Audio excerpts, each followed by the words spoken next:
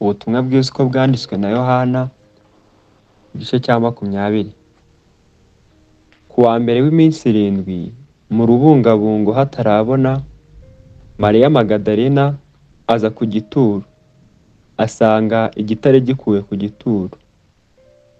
Arirukanka asanga Simoni Petero na wa mwigishwa wundi Yesu yakundaga, arababwira ati, bakuye umwami Yesu mu gituro, kandi ntituzi aho bamushyize. Petero asohokana na wa mwigishwa wundi bajya ku gituro. Bombi birukira icyarimwe, ariko uwo mwigishwa asiga Petero aba ari we ubanza kugera ku gituro.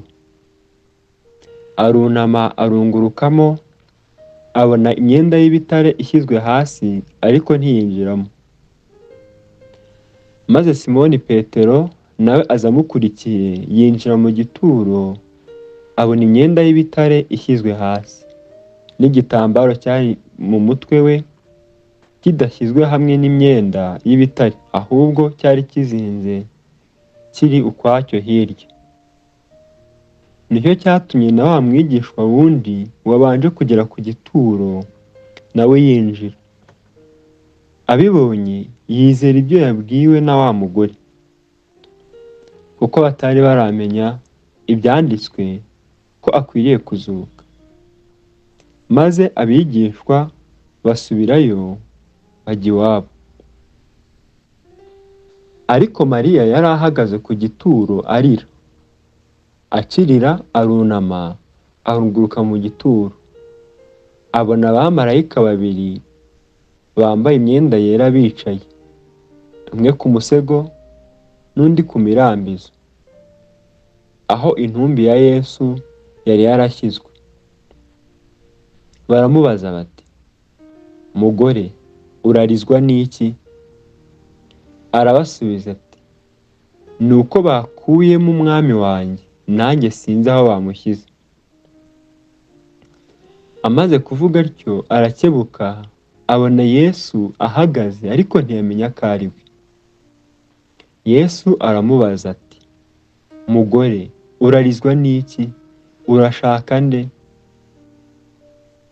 Yibwira ko ari umurinzi w'agashyamba, aramubwira ati, mutware, niba ari wowe umujyanye ahandi, mbwira aho mushyize nanjye mukureyo. Yesu aramubwira ati, Mariya. Arahindukira amwitaba mu ruheburayo ati, Rabuni, risobanurwa ngo databuja. Yesu aramubwira ati, ntunkoreho, kuko ntarazamuka ngo njye kwa data, ahubwo jya kubwira bene data yuko nzamutse ngiye kwa data ari we se, kandi ku Mana yanjye ariyo Mana yanyu. Mariya Magadalena aragenda abarira abigishwa inkuru ati, nabonye umwami, kandi abatekerereza ibyo yamubwiye. Nuko kuri uwo munsi bugorobye, ari wo wa mbere w'iminsi 7, abigishwa bari bateraniye mu nzu, inzugi zikinze kuko batinyaga Abayuda. Yesu araza ahagarara hagati yabo, arababwira ati, amahoro abe muri mwe. Amaze kuvuga atyo abereka ibiganza bye n'urubavu rwe. Abigishwa babonye umwami baranezerwa. Yesu yongera kubabwira ati, amahoro abe muri mwe. Uko data yantumye niko nanjye mbatumye. Amaze kuvuga atyo abahumekeraho ati, nimwakire umwuka wera. Aho muzababarira ibyaha byo bose, bazaba bababariwe. Aho mutazabibabarira bose, bazaba batabibabariwe. Ariko Toma, umwe muri abo 12 witwaga Didumo, ntiyari kumwe nabo ubwo Yesu yazaga.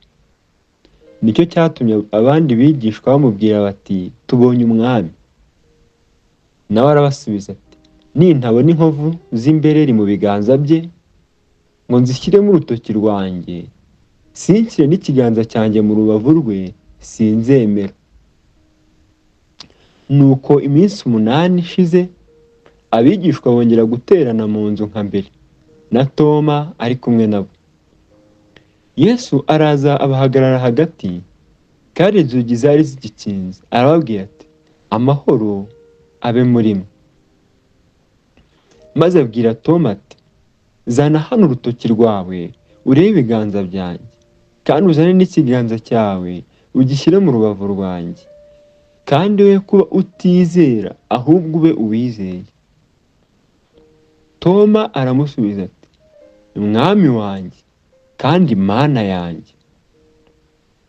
Yesu aramubwira ati, wijejwe nuko umbonye? Hahirwa abizeye batambonye.